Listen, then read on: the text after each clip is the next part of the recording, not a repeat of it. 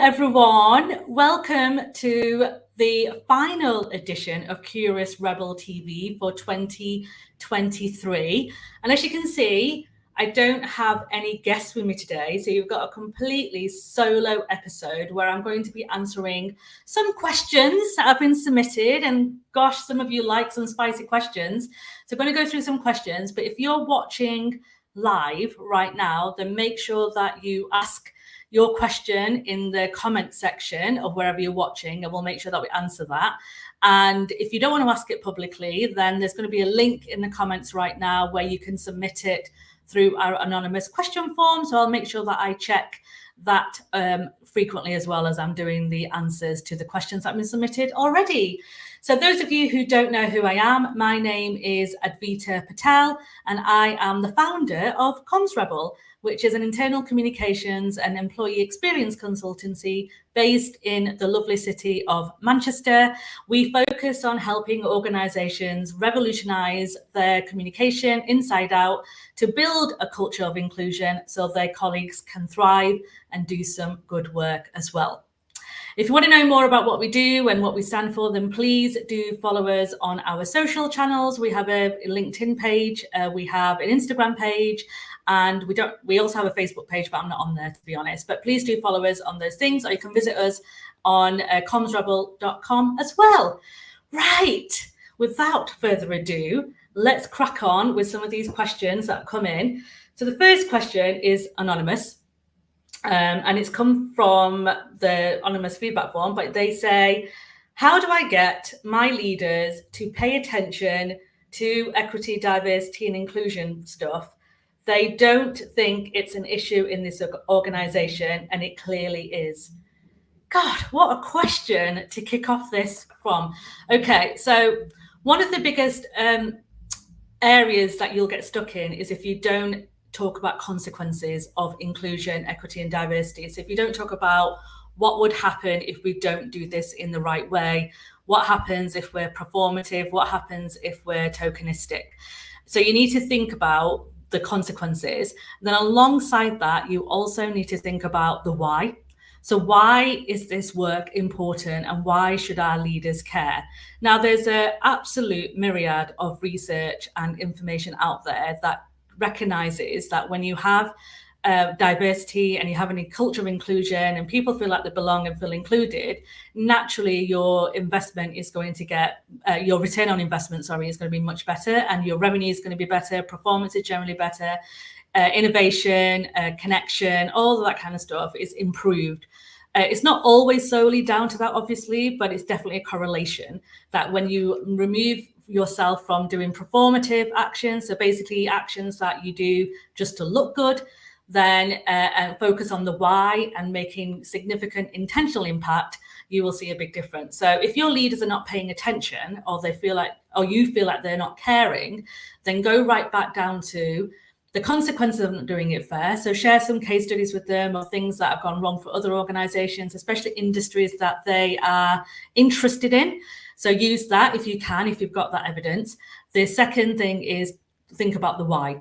So why is this important for us? And if you look at the research, by 2030, we're going to have 5 generations working in our workplace. It's actually moving into that space right now, which means that we're going to have different points of view. When I went to the Horizon event in November, which was an event that the Chartered Institute of Public Relations hosted, focusing on Gen Zs specifically, one of the speakers there shared that 60% of Gen Zs are going to be asking questions around social impact, climate change, equity, diversity, inclusion, and they're going to choose where they want to put their skills in, and it's not going to be led by finances and money.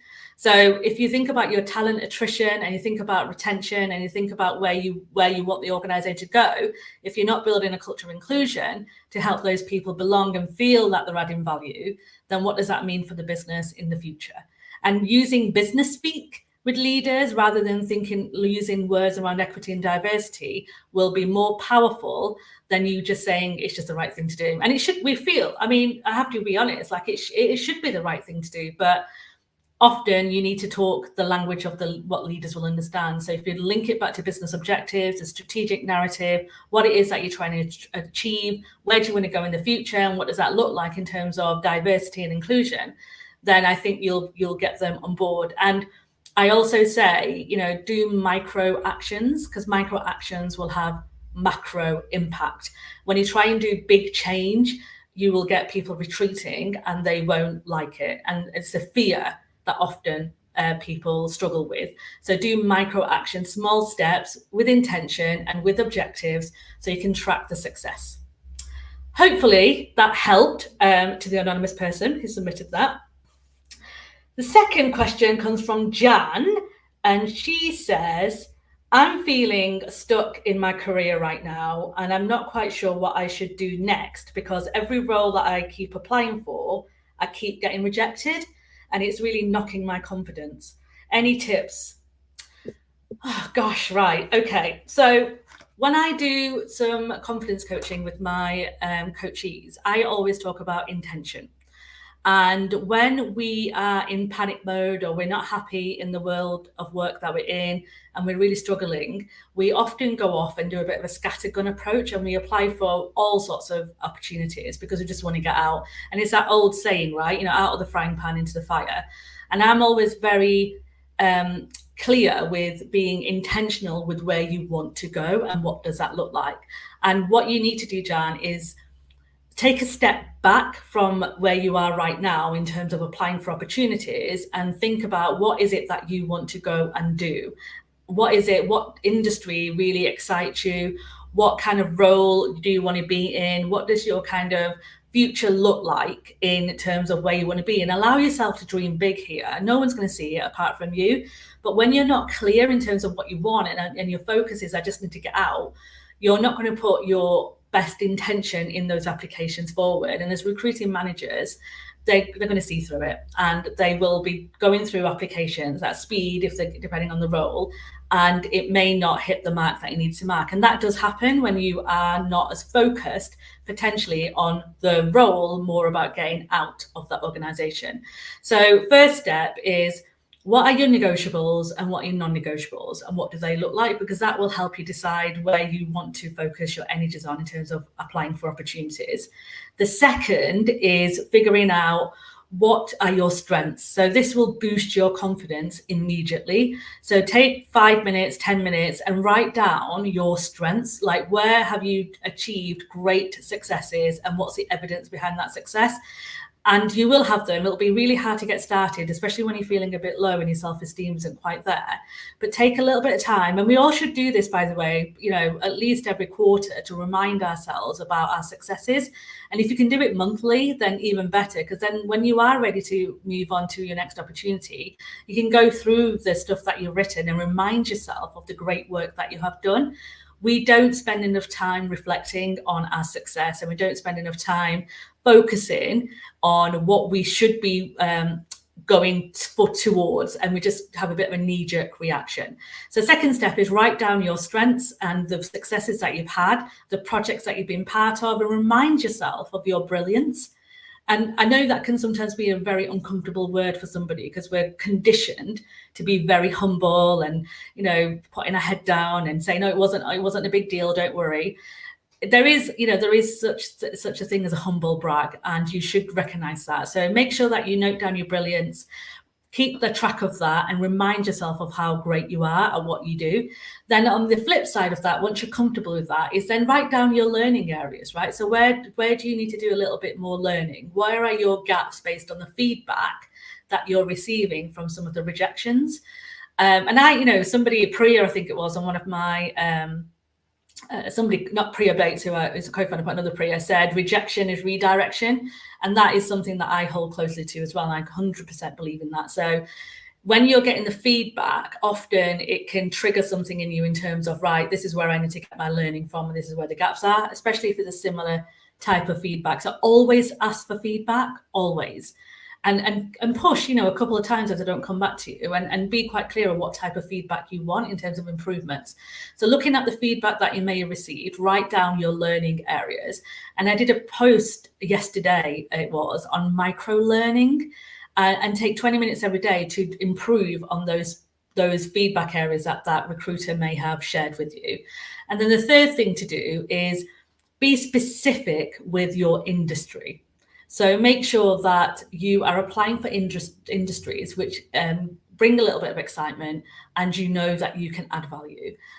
Because there's going to be different things for different people. And then be quite intentional about following some of the work that they're doing, maybe some of the people who work in that space, engaging with them, learning from them, understanding the kind of language that they may be speaking as well, and what is their interest areas, what is the things that keep the leaders up at night in that specific industry, and how can you kind of build that into your conversation when you go for these interviews? Because you want to be able to show your external knowledge as well, not only your technical expertise. So be quite invested in the industries that you want to be part of, and make sure that you're looking at a business side, so macro, looking outside of that industry, so you can bring a little bit more flavor to your application and also to the conversations that you're having.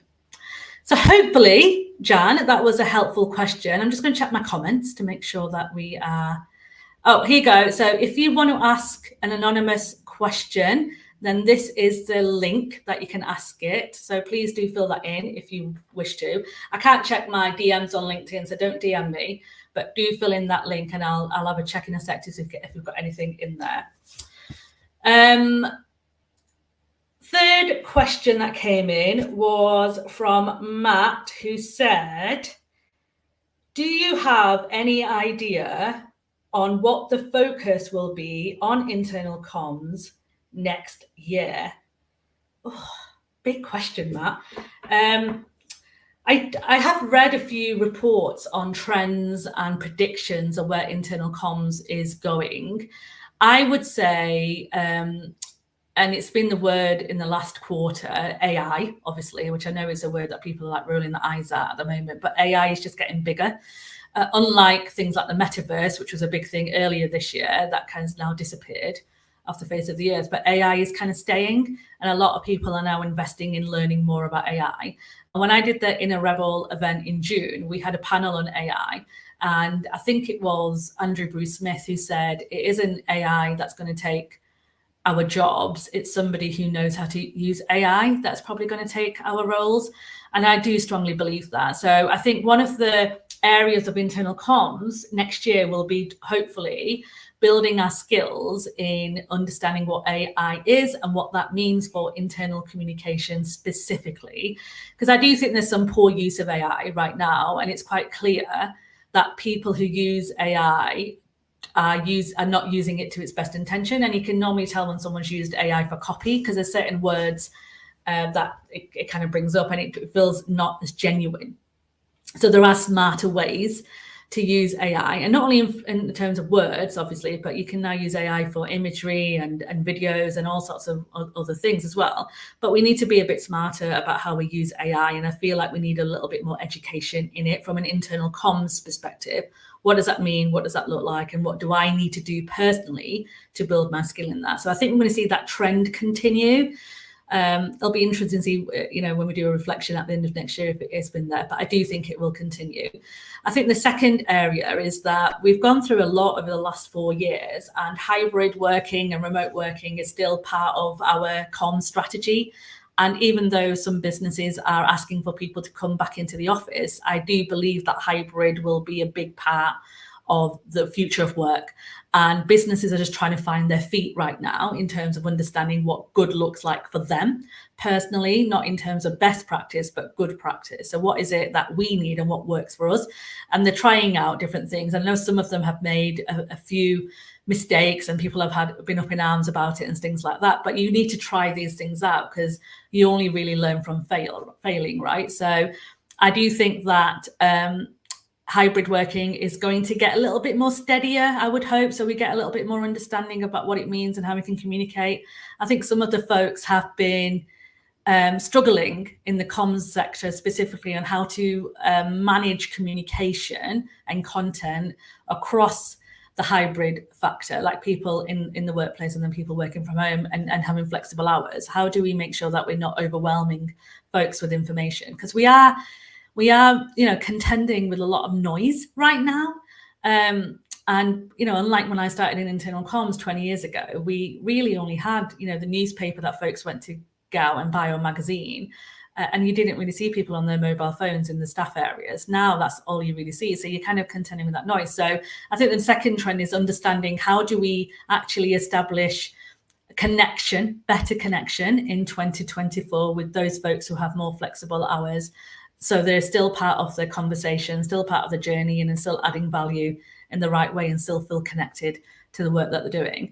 And I think the third trend is definitely going to be around, and this is probably biased from me, but I do think inclusion and diversity and equity is going to be a big part of 2024, especially when we think about the economic crisis that we're all kind of going through, the cost of living, the fact that we're now attracting more diverse talent than we ever have done so before. The generation that's coming into the workplace are more diverse than the previous generation. So I think leaders are becoming a little bit more savvier in some places about what do we need to do to make sure that they feel included, what does the talent pipeline look like, how do we make sure that we are inclusive with some of the language that we use, how do we ensure that we are making the place a place where people want to come and work and contribute their talent and help our businesses thrive and engage and grow. So I think those are my kind of three big trends, and there's so many more reports out there which we'll try and share in the comments because people are now distributing them out there, the reports from various different organizations.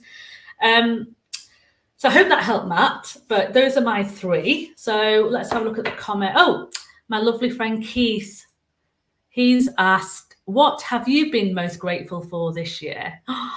Oh, good question, Keith. A lot of things. This year for Comms Rebel has been absolutely extraordinary for me. I have been involved in projects and programs that I never thought I would ever be involved in. And it's brought me great joy to be able to help organizations who are really invested in making their culture better for their people so they can be the best that they can be. And I never thought I would be part of some of those conversations when I first started Comms Rebel, because I just didn't even know that I could do it, to be honest. And my confidence was great at the start of January 2020, and then the pandemic hit, and I was a bit like, what have I done with this business? But this year has proven to me that, good things can happen if you're consistent and you keep your focus and you are keep on learning as well. So I'm grateful for my book, which is there. Obviously, I'm going to mention my book. I wouldn't have been able to write this book if it wasn't for my community giving me the courage and the confidence to be able to do it. And Priya and I are so thrilled at the response of that book, but it is one of my greatest achievements to date. Again, I never ever thought that I would write a book, especially not last year. It just kind of came from being inspired by other incredible female authors, especially women of color authors. Ruchika Tulsian is definitely someone I've mentioned a few times. My coach, as well, my coaching community, Chris Ducker, and that coaching community gave me that support. So I'm very, very grateful for that. And I'm really grateful for the community around me. Like I mentioned that just before, but if it wasn't for the community and the folks who tune into Curious Rebel TV and those who send me messages and read my newsletter and champion and sponsor me and give me that kind of allyship as well, it makes a big difference and it really helps me. Because, I've spoken about this quite openly before, being one of very few women of color working in PR and comms can take its toll a little bit. And even though I'm always, quite optimistic and glass half full, it can be lonely. And I'm really lucky that I've got a community of incredible, diverse folks who are championing me and giving me that support. And I'm helping, hopefully, other people feel inspired about the work that I do. And I'm really looking forward to stepping into that president-elect role next year with the Chartered Institute of Public Relations and then becoming president in 2025. Again, another objective, a goal I never thought that would come my way, but it is because of the community. So thank you, Keith. What a nice question. I love that question. Okay, so before I go to comments, let's go to the next one. Oh, so I've kind of addressed this. So this is from Debs, and she's saying, I'm struggling to engage with people. I'm struggling to engage people with our content right now, especially since we have gone hybrid. Any tips? Because I'm sorry, I can't read my own handwriting. Are there any tips that you can share to make our content more relevant? Good question, Debs. And I think I might have addressed it a little bit in the previous question, but I would say again, and I feel like this is going to be the theme of my Q&A today, is like you need to go back to what your people want to hear. Like obviously you have your business needs that you need to communicate, but what are your colleagues telling you? And some of it will be verbal and some of it will be non-verbal, right? So if they're not engaging with your content, it generally signals that they're not engaging with it because they either don't find it interesting, or they find it a bit complicated, or maybe it's a bit too long, or maybe it's not the right format or the right channel. So the first step is probably going back out to your colleagues and say, right, what do you want to hear from us? How do you want to hear it? How do you want to feel? That think, feel, do thing again, right? So get that in your head, like, how do you want your colleagues to think? What do you want them to do? And how do you want them to feel? And have that as part of your kind of remit. And then when you kind of go out and ask that question to see if it aligns with what you believe is happening, because they are going to drive that. And there's absolutely no point you wasting your time with content that they're not reading. So check the metrics and the data around that content and ask the question. So you've got your quantitative stuff, obviously, but your qualitative questions will also be useful. So pick up the phone, maybe book in 10, 15-minute team chats with a few folks who you know are either engaged or even disengaged, and ask them that question and say, what is it that works for you? What doesn't work for you? What have you remembered from the content that we've shared this year? What haven't you remembered? Or what doesn't kind of strike you as memorable, I should say, and what channels work for you. So a bit of a channels audit, I would say, or review rather than audit. And then we also fear retiring channels as well. Like we keep adding things, but we don't often retire channels that are not adding value. And sometimes that's our own bias because we hold on to them because we spent so much time and effort trying to make them work.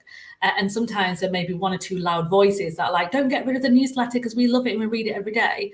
But if the data and the stats are showing that actually nobody reads it and we're spending like 4 or 5 hours a week putting it together, then maybe those 4 or 5 hours a week can be used in a different channel or a different way of communicating, or you may invest in line manager communications in that. You may even do an internal podcast, who knows? It's whatever your folks are telling you. So listen to what your colleagues are saying, speak to the early adopters, but also the detractors, and find out where you are. You won't please everybody. That's not what this exercise is for. It's to try and understand what's working and what isn't working, and what can you do within the remit that you have and the resources that are available in terms of budget. And if you need to ask for more money, then you've got a stronger business case to do that. But you're right, there's a lot of content out there and we're surrounded by noise every single day. And we're also contending with all those external news articles and Instagram and Snapchat and TikTok and all those other kind of more interesting things. So maybe tapping into what is of interest. I think recent research has showed that it was a Gallagher review, the Gallagher's 2023 survey results did say, I think, that people are still connecting with that face-to-face, but the attention span is a bit lower than it was. So check out those. Oh no, it wasn't Gallagher, sorry, it's IOIC, I think it was. There'll be a link in the comments anyway for that one. But look at the data in your own organization, but also look at the data outside and see what that's telling you. But attention span is dipping a little bit. But if the content is interesting and it's adding value and it helps them be better at their jobs, then they will pay attention to it. Hopefully, Debs, that was useful. What's going on here? Sarah Black, another friend of mine. What are you most excited about as you look ahead to 2024? Oh, so many things, Sarah. I am excited about the industry as a whole. So where is the comms and PR industry going? I'm really excited about it. I know a lot of people are nervous, and rightly so, right? It's quite a nerve-wracking time at the moment. It's a lot of instability, in the world. But I'm quite excited about the technology evolvements that we're having, how we're actually positioning ourselves as trusted advisors and strategic advisors to our leaders, and what does that look like? I'm also excited about some of the interesting things that are going to come out of some of the research that's taking place right now, and what does that look like and what does that mean? Personally, what I'm excited about is Comms Rebel getting stronger, I would hope, and having a bit of a place in the market. Starting a business in COVID and pandemic probably wasn't the best move. I mean, I didn't know it was going to happen, to be fair, but it's definitely given me a lot of resilience in how to run a business. It's allowed me to really dig deep in terms of the things I love doing and the things that I don't love doing. And it's given me hope. And Priya Bates, who I co-founded A Leader Like Me with and is a co-author, we always say, choose hope over fear. And that's what I'm hoping to go into 2024 into, is that hope. The hope that we will all see brighter futures, the hope that peace will come. And that is something that is close to my heart. And I really hope that a lot of people get what they need from quite an unstable couple of years, really. So that's what I'm hoping for, and I'm excited for, because I always like to have an element of optimism as we head into a new year. And some people don't really enjoy New Year's, but I like to look at it as a bit of a fresh start, and hopefully that's what we can hope to achieve. The link has been shared for that. It was IOIC.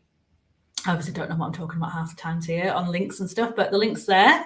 There you go, IOIC. So they shared some quite interesting stats around how content is addressed internally right now, and what people are looking for and what they're not looking for.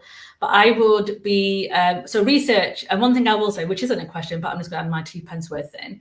Research is there to help guide our kind of conversations. It's not there to tell us what we should be doing. And I feel that sometimes that we kind of take research as a given, that this is exactly what we should be doing, and this is how we should be, driving things in our organization. That isn't the way we should be looking at research. Research is to inform our decisions, it's to inform our choices, it's to give us a little bit more confidence in some of the narratives that we may be putting together. And some of it will be relevant and some of it won't be relevant. And it's up to us to kind of look at all this research around us and understand what's going to work for us and what isn't going to work for us. So that's just my 2 pence worth about research. I think it's important that we do it, but I also would say that look at your own data and information internally as well to marry up against that research. Just don't go and follow it just because, a few people have filled in the survey. Oh, we're approaching 27 minutes now, so I think we've got time for one more question. Let me find one on here that I can hopefully helps. Okay. Let's finish on confidence, because I feel like that seems to be something that I have been having conversations with quite a lot over the last few months with folks. So this is come anonymously through the survey. So I love the work you do on confidence. Oh, thank you. I'm struggling at the moment with mine, and I don't really know where to start or what to do. What's that one thing that I can do that will help push my confidence to the next stage? That is a great question. And I've got a confidence tracker, which we're going to share the link to as well on here. So you can download that for free, and it's a 30-day tracker. So I don't think there's just one thing that you can do to boost your confidence. Confidence is a skill that you have to build on every single day, and it's micro actions every day that will help boost your confidence. So I honestly don't think there's just one thing that will help get you to the next stage. It's a series of different micro actions that you take to help build your skill to give you that confidence. So my 30-day confidence tracker, which is completely free to download, there's no strings attached, will goes through 30 different activities that you can do every day of the month to help boost your confidence a little bit every day. There'll be some activities in that tracker that you're like, I don't like, that's not my thing, I don't want to do it. So pick and choose. You don't have to work in chronological order. Just pick 1 or 2 things that you think, actually, I'm going to do this today or I'm going to do that tomorrow. But it's important to do something every day to help boost your confidence in where you are today and where you want to go to. So one thing to do is to track. So where are you in your confidence? So between 1 and 10. So 1 is I'm really low, I can't get out of bed. 10 is like I'm smashing it. Track it on the tracker and then keep an eye on that every day and see if it kind of nudges up. I've also, once you do sign up to the tracker, you get like weekly notes from me with some of the links and stuff that I think might be helpful for you. So the link for the tracker is in there as well. So please do download that. But if somebody says there's one big thing that you can do, it's not quite true. There isn't. There's a multiple of different things that you have to do every day, really, to help keep your confidence steady. And I always say that, my feedback is we want to get you to that kind of solid 8. Because that solid 8 is where you stay steady. So there'll be days where you're at a 10 and there'll be days that you're at a 3, but that solid 8 will bring you back to that consistency, and that's where we want our confidence to be. Really, we want it to be consistent, and we want to have that great assurance that what we're doing is the right thing to do. And it does take a little bit of time to work on that, but there are some really good tips in that confidence tracker, so please do download that. Oh my goodness, the whole half an hour has gone by in a flash, and I'm hopefully I've answered the questions that came through on here. Oh, somebody said, thank you for welcoming me into the Comms Rebel community. You're welcome, whoever that is. I can't see your name, but that's what I wanted to kind of end this final Curious Rebel TV show with, is that my community, I created it because I want people to feel included, and I want them to belong in a space and not feel lonely. And sometimes in this world that we're in, we can feel a bit isolated, and sometimes we can feel alone. So the Comms Rebel app is a space for you to go and connect with others and feel safe with other like-minded folks. We've got 578 folks in there right now, and we're going to do some great things with it next year in terms of exclusive content. We're going to do maybe some meet and greets. I'm going to do some drop-in sessions, which will just be for that community. So join that. It's free to download. If you go to your App Store or Google Play, just type in Comms Rebel and can download it. If you're already in the community, then look out for some great things that are going to be coming from 2024. And that's my way to say thank you. There's no pitching, there's no selling, there's no, nonsense like that. And I know there's a place for all of that, but that's not what Comms Rebel app is there for. It's to give people that safe space to ask questions either directly to me. You can DM me on there, or you can ask other people and build your relationships on there, and hopefully start building your own communities as well.